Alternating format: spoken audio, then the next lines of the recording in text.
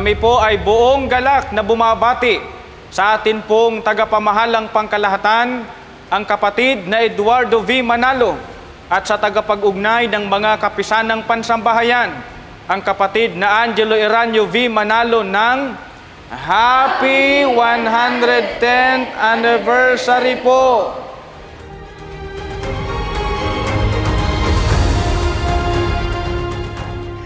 Mula po sa lokal ng Takot, kami po ay bumabati sa lahat ng mga kapatid sa buong mundo na Happy 110th Anniversary po!